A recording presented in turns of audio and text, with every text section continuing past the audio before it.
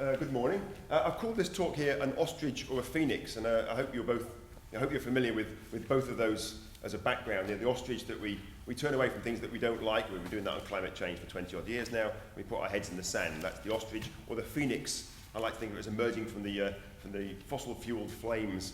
And that's the direction we need to be heading in terms of climate change. And said that this is a choice for Wales. Does Wales want to be an ostrich or a phoenix? There are plenty of ostriches out there. I was recently at the big international negotiations, and virtually every nation out there was an ostrich. So you'll be in good company if you want to stick with that one. But if you want to actually deal with climate change, I think we have to do something very different from what we've done so far. I always get told that my talks are very depressing. So I start now with a conclusion, because my conclusions actually, I think, are more upbeat, just about. Avoiding dangerous climate change, which I hope you're all familiar with this sort of language, and if not, just please call out and I'll clarify any of it. Stabilisation at a 2 degrees C rise above the temperature that we had on the globe before we started burning fossil fuels, the pre-industrial period. And that's the threshold between acceptable and dangerous climate change that has been agreed at various international negotiations, and that pretty much every country in the world has signed up to one way or another. But I think that remains a feasible goal of the international community, and of this group here, and of the Welsh government. Only just. And I think every day that we fail on this, we are making it less likely we'll achieve that goal. And also go slightly further and say that I think that there are economic benefits to be gained from this, but not financial, from responding to climate change. And I'm trying to wrestle, I don't know if any of you are economists here, but I'm trying to wrestle away economics from the finances that we are dominated by. Economics comes from the Greek root of oikonomia, which is stewardship of the household, the prudent use of resources. There is no mention in any of the definitions for the original form of economics of the word money. And yet money is now what we think about with economics. Economics is about living a life within the resources that we have, the prudent use of resources. The more modern version of it, pragmatistics, excuse my Greek, I don't speak any Greek, if you look at the definition for that, is the making of money. If we want to make money and deal with climate change, 2 degrees C, or indeed adaptation to failing to deal with climate change, we are not going to succeed in that. But we can do it and be economically beneficial. And I would say, though, that only if, I'm not sure you can all read that at the back there, only if we deliver radical reductions in energy consumption now. And I'm going to focus very much on energy consumption here, not on the supply side. And when I say now, I don't mean in 2020 or 2018. I mean this afternoon. And I'll come back to why it is we have to deliver that virtually immediately and keep delivering it day in, day out, year in, year out for the next 10 or 15 years, at least, until we get low carbon energy supply in place. The only other foreign word today, so neither of the foreign words are Welsh, is fredag, which is in Swedish is Friday. Friday in Stockholm, I think it was September the 27th, there was the last IPCC, the Intergovernmental Panel on Climate Change, their science report was released. This is a report that's collected every 5 or 6 years. It amalgamates all of the science around the world on climate change, brings it together in very lengthy, very detailed reports. Climate science is the most scrutinised of all science. There's never been any other domain of science that has ever been scrutinised as closely, line by line, as has climate science. Which is one of the reasons I'm very not dismissive, but don't understand a lot of the arguments put forward by the skeptics, because there is no other area of science that has ever had this level of scrutiny, and rightly so. But the report came out and it offered neither surprise nor solace to our fossil fuel hungry world. There was nothing in there that was surprising, there was nothing in there that gave us some hope. The science message for policymakers and business leaders, civil society, for all of us here, hasn't changed since the first report came out in 1990. Nothing has changed on climate change significantly. From setting the message and agenda for us to respond, nothing significant has changed in the science. It's a mature science. It has small adjustments and refinements. That's what science always does. It very seldom goes through these big jumps that TV programs always talk about. So climate science is a mature science. It's based on what we've been doing in physics for the last 100 or so years. So what has changed, though, since the last report? Well, the last main report came out in 2007. It was called Assessment Report 4. That was the last report from this big international body, saying again that climate change was a supremely important issue and explaining what we needed to do. And we went off and did it. And what's happened? We've increased our emissions significantly. We now have, since the last report in 2007, we have put 200 billion tonnes of CO2 in the atmosphere. So whilst we claim to care about our children's future, we've just dumped ever more CO2 into the atmosphere. The emissions now are 60% higher than they were in 1990 when the IPCC was first set up. So we've claimed to be concerned about climate change since the 1990, the Big Earth Summit. Some of you here look like my sort of age, if not a little bit older, and you'll remember the first Earth Summit in Rio in 1992, very hopeful about the future. Since then, we've increased emissions by 60% around the globe. Atmospheric levels now of CO2, we haven't seen higher for at least 800,000 years, which is about twice to 3 times longer than humans have been on the planet. So that's what's changed. That's what's going on with where we're heading to at the moment. We repeatedly commit to these sorts of statements. So we, as part of a democracy, and David Cameron signed up to this in Camp David in May 2012, to hold the increase in temperature below a 2 degrees C rise and take action to meet this objective consistent with science, which is fairly radical for policymakers to sign up to, and on the basis of equity, even more radical. But actually, when you think about what the Minister said, the equity dimension was hugely important in discussing issues of climate change. And I'll come back to that right at the end of this, actually. So we're signed up to that every single year. That's our commitment, our obligation. It's not a target, it's an obligation. So why do we actually need such radical reductions in energy demand, which is what I'm suggesting is what we have to focus? Surely we can deliver it with low carbon energy supply. We can deliver 2 degrees C with more wind turbines, nuclear power stations, the 7 bars, whatever it might be, low carbon supply. And the reason we can't is because in 2014, it's all about timing.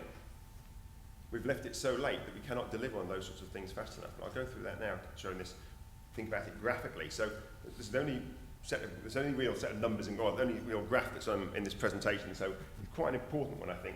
For those of you at the back who probably can't see, the axis at the bottom is from 1980, sorry.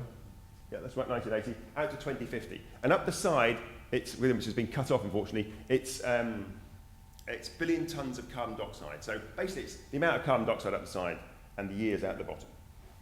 And what we can see is the UN was set up in 1990, and the tonnes, there's about 20 billion tonnes of carbon dioxide dumped into the atmosphere from our burning of fossil fuels every year in 1990. We then see what's happened as we move on from that. The Rio Earth Summit in 1992. The Royal Commission had a big report in the year 2000, the UK Royal Commission on Environmental Pollution on climate change, where it proposed a 60% reduction by 2050. Notice the emissions keep going up. So we're continually concerned about climate change, or rhetorically we are, and yet our emissions keep rising. Look at Copenhagen. We had that 2009/2010. That was the agreement we had then, that came out then on the 2 degrees C. We had the Rio +20 summit, was it just last year, the year before? No, it's just last year, wasn't it? So, look what's happened to the emissions. The emissions have gone up radically, despite the fact that we claim to be concerned about climate change. They've virtually doubled. Rio +20 is supposed to be Rio +20 years. I think it was Rio +20 billion tonnes, because we have dumped in the atmosphere every single year, roughly twice as much as we did when we claimed to be concerned about it. And we'll dump more in next year, and more the year after. And none of us really care that much at the moment to make those radical changes that are necessary to reduce it immediately. Now, we've had an economic downturn of one sort or another. Yet emissions have continued to rise. You would normally expect it to drop a little bit, but it hasn't significantly dropped, partly because the poorer parts of the world have not gone through the economic downturn that we have had in the West. In 2010, emissions rose at 5%, and now they're rising again about 2 to 3% per year. Now remember, they're rising at 2 to 3% per year, which is higher than the average during the Industrial Revolution, and they're rising from a very, very high base. So we've already dumped huge quantities in there. That's the level put every year, and it's going up by quite a high percentage every single year. The pre-recession rate, up to about 2007, 2008, was about 3.5% growth rate every year. And my guess is if we get back out of whatever we might call what we're going through at the moment, then we'll be back up to about 3.5% per year. So that's where emissions are going to be heading. So what are future emissions? Well, whatever we build today, and there's a lot of you here, obviously involved in the built environment, in particular that group, whatever we build today locks the future into using that for what, 30, 100, 500 years, some properties. I live in a house that was built in 1860. It's still going now, and my guess it'll still be running when I'm dead and buried in another 100 plus years. So when we build power stations, they're going to run for the next 25 to 50 years. If you relicense them like we often do, they'll be 60 or 70 years. Large-scale infrastructure, sewage systems, water systems, ports, airports, all of these things, road networks, we build those, they are there for the next few hundred years. built environment, aircraft and ships, the same thing. Boeing 747, designed in 1964, flew in first in 1969. We're still designing them and still building them today in 2014, and they'll fly for 20 odd years. Think what that means. The Airbus A380, if it follows the same route as the 747, will be in the skies in 2080. 2080.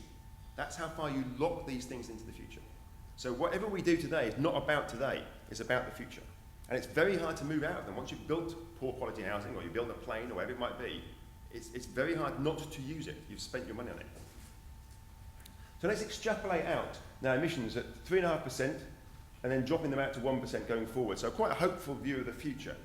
Then emissions are going to go up something like this. Now you can make that a bit higher, you can make it a bit lower. That's where we're heading in emissions at the moment. And those of you who are familiar with the IPCC, the Intergovernmental Panel, and ploughed through all the numerous pages, might be aware of these new sets of emission scenarios called RCPs. I don't know if any of you are, I'm not sure how much engaged you are on this. But these are basically the scenarios, emission scenarios looking to the future. And this is the highest emission scenario we could possibly envisage. We aren't even allowed to imagine business as usual. So the highest emission scenario that's going to be advising governments over the next 10 or 15 years, the new set of scenarios recently developed, is actually lower than business as usual, which I find quite concerning. We should be having as the highest scenario much higher than current levels to understand what that would mean. It's about 1.5% below the pre-recession growth rate in emissions, and I think most of us would accept we're not going to see any significant change in the next 5 or 10 years in emissions, not globally, or certainly the next 5 years. But are such rising emissions realistic? Well, consider the UK. The UK claims to be a leading nation on climate change.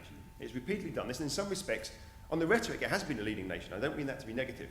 We have to go through the rhetoric to deliver the reality, but eventually you've got to deliver the reality. So what is the reality of this country that has been showing or leading the way in some respects on climate change for at least, well, since 1990, really? Tax breaks for shale gas development, a high carbon energy source. 75% of shale gas, or any gas, is carbon. The Chancellor's proposed 37 gigawatts of new gas-fired power stations without any carbon capture and storage. We've had the highest investment ever last year in North Sea oil. We've reopened Scottish coal mines. We're expanding aviation and more ports. Our emission standards for cars have been significantly watered down. That's the EU's level responsibility, not just ours. We've rejected 2030 decarbonisation targets. We've planned to remove green taxes from energy bills. We've supported Arctic exploration of hydrocarbons. The Prime Minister has been very, very keen on that. And we've recently opened a consul office in Alberta. What's next to Alberta? The tar sands. Yeah, as dirty a fuel as you could possibly imagine. And we've opened a consul there because we want to try and facilitate and make money out of the tar sands there. Now, this is a leading nation on climate change that's done this. Oh, I need to build a couple of wind turbines as well. Now, if you look at all of that under the curve, you add up all the emissions, that's about 250 billion tonnes of CO2. If we take it out to 2100, then we're talking about 500 billion tonnes of CO2. That means very little to most of you, I would guess, unless you're spending your time ploughing through spreadsheets. But actually, if we want to stick to the 2 degrees target, all we have is about 1,000 billion tonnes of CO2 to spend, only about 1,000. We're going to spend that at the current rate we're burning for CO2 by 2032. In other words, the 2 degrees C target, if we carry on as we're going now, by 2032, there'll be no emissions left. Nothing. That shows how serious this is. This is a global perspective, remember. I didn't ignore that one there. So I would say that the current trends support the IEA, the International Energy Agency, when they are say we are heading towards a 6-degree temperature rise by the end of the century. 6 degrees as an average. That's what the IEA is saying. That's not some left-wing think tank, the International Energy Agency. So what about 2 degrees C? If we plotted 2 degrees C on there, it would look something like that. Completely different curve. Now, the important part about this being a consumption issue, is that in the short term, we simply don't have the time to put in low-carbon energy supply. You're not going to build many nuclear power stations or wind turbines or a tidal Bauer scheme in the next 5 or 10 years. Build a few, but not very many. Even globally, we won't put many in. So in the short term, the only thing you can do to get off the curve is to reduce our energy consumption. And at the same time, we also need to put in the low-carbon supply infrastructure and start planning for it and start to build it now. But it will take a long time to put in place at any significant level. But this is a global analysis. What happens when you start to think about the poorer parts of the world? Remember, we're signed up on the basis of equity, not just equity in Wales or the UK, but equity globally. Assume the poorer parts of the world can peak their emissions. The emissions will keep going up till 2025 and then come down after that point. That is enormously challenging. Imagine they can come down at twice the rate that economists say is possible with economic growth. So twice the rate that people like Nicholas Stern talked about. That is hugely challenging. If they do that, then for the wealthy parts of the world, you can say, well, how much would we have to deliver? We would have to have about a 10% per annum reduction in emissions every single year. 10%. So every year we deliver 3% or fail to deliver 3% in Wales, the following year we'd have to deliver more than 10%, maybe 11 or 12. The following year again, 13 or 14%. So every year we deliver only on 3%, we are failing the 2 degrees C target, and we're putting people in the Philippines and elsewhere in greater risk of climate change. That means about a 40% reduction by 2018, 70% reduction by about 2024, and basically to decarbonise our energy system, not just electricity, by around about 2030, 2035. To give us an outside chance of avoiding dangerous climate change. These are radical emission reductions, which I'm sure you'll all tell me here, is that viable? You'll probably tell me that's not viable at all. My question to turn around on that is then, okay, fine, is living at 4 or 6 degrees C viable? I'm going to whip through these very quickly. If we go for a higher temperature, well, what are the impacts of that? A 4 degrees C average temperature rise. If you look at the Hadley Centre, the UK's premier climate change modelling centre, and the Foreign and Commonwealth Office, they've produced this nice tool which you can all use for free on Google Earth. It's an add-on to Google Earth. And with that, you can look at what 4 degrees C might mean around the world. So at 4 degrees C, the hottest days, think of the heat wave they had in 2003, and add on top of this about 8 degrees in Europe. Remember, the heat wave would be longer, so 20 to 30,000 people died in the heat wave in 2003. Add on 8 degrees centigrade to that and make it run for longer. That's the sort of thing you get with a 4 degrees C rise. 6 degrees C warmer in China, in Beijing or Shanghai, which are already struggling. And good or bad news, depending on your view, 10 to 12 degrees warmer in New York. So imagine when the heat wave's there, and then add 10 to 12 degrees. You know, your fridges won't be working because the power lines won't be able to transmit the power under the floor because the water will be evaporated from the soil. So you will have less power come to your fridges during the heat wave. So you get all of these sorts of knock-on effects. Our water infrastructure will be struggling with this. Our roads will start to be melting because the tarmacs are not designed for these sorts of temperatures in this part of Europe. Sea level rise, you're talking about 80 centimetre rise. A big reduction in food production around the world, which means the price of food will go up in Wales for poor people who can't already afford their energy bills. Now they won't be able to afford their food either. So we're seeing big reductions across the poor parts of the world. I mean, the poor parts of the world won't be able to feed themselves either. There's a widespread view that 4 degrees C is incompatible with organised global community. It's beyond adaptation. It's devastating to ecosystems, and it's highly unlikely to be stable. In other words, we'll set in place tipping points. So 4 degrees C must be avoided at all costs. So it's going to be on 2 degrees C viable? Arguably, I would say, well, clearly I would say it's not. We have to stick to 2 degrees C because we can't live with the alternative. So to conclude, have I got? Right. In my judgment, avoiding dangerous climate change is still just about viable. Just. 3 pillars underpin that. One is equity. A small group of people have to make radical and early emission reductions. We know who they are. We see them when we shave and we see them when we put the makeup on. They're us. People like us are the people that are causing the problem. And it doesn't matter about the population, it doesn't matter about the poor. Their emissions will not be high enough in the short term to make a big difference. The only people that matter in the short term is the consumption of people like us in the short term. Technology can deliver a huge amount. An A++ fridge consumes roughly 80 to 85% less energy than an A-rated fridge. So why are we selling rubbish A-rated fridges? Why are we selling B, C's, D's and E's? Just look at the properties that was talked about before, the retrofitted properties. The energy consumption is much lower in those than it is in other properties that are not retrofitted. So there are lots of things we can do with technology, even in the short to medium term. And growth, there's an obsession with growth. And yet this is a really poor metric. The science is absolutely clear on this. Economic growth is a poor metric of welfare above a certain threshold. And we're all above that threshold. There's plenty of data out there that shows this. You can look at the countries, when they reach a certain threshold in their income per capita, above that point, all of the main indicators of welfare do not improve. Some of them actually go down. So growth is a mistake. It's not necessarily the right threshold. So a radical plan I would suggest is that we can't build enough supply for 2 degrees C in time. And therefore, we need to reduce our emissions almost overnight and do that year on year until we get a low carbon supply in place. Now, we have no choice of aiming for 2 degrees C to do that. And I think if we plan that, we can actually deliver that and have real equity benefits from doing it. And that extends the window by which we can build low carbon supply. It's going to take us till 2030 to put one train line in, HS2. We're talking about a whole infrastructure change here. So 2 phases. One is between now and 2030 to reduce energy demand. And the second one is that we must have a Marshall Plan or something equivalent to build low carbon energy supply. Put those 2 together and you can probably just about hit 2 degrees C. We have to escape the shackles of 20th century mindset if we're ever going to face and meet the challenges of the 21st century. At the moment, we're still stuck in the last century, if not a century before. And that requires us to have, it demands leadership, it demands courage, innovative thinking, engaged teams, and difficult choices. And I'll finish off with this quote from Robert Ungle, the one I always use. At every level, the greatest obstacle to transforming the world is that we lack the clarity and imagination to conceive that it could be different.